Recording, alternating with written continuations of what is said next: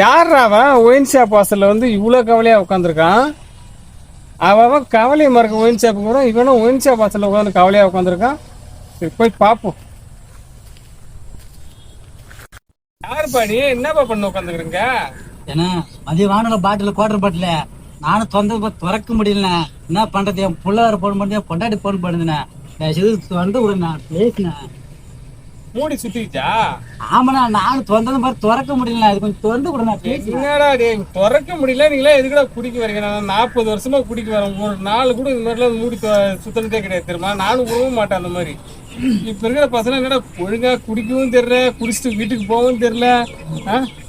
என்னடா ஒரு நிமிஷம் திறக்கிறா காட்டுறா என்ன போட்டா தானே கைகள் நடுங்காது. திறந்து விட ப்ளீஸ்ண்ணா. பாட்டில் கீ விடா, நல்லா கை வைக்காமலே திறப்புண்டா. உட்காருண்ணா.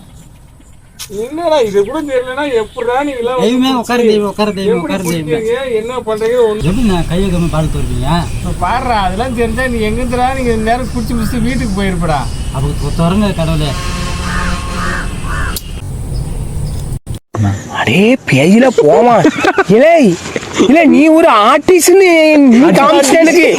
காமிச்சிட்டா அது இப்படியால வரையணும். இல்ல பாருல தலைவர் வந்து வேற லெவல்ல இருக்கிற அம்மாடி. புரியுதா? தெய்வமே முன்னாடி எங்க இருந்தீங்க?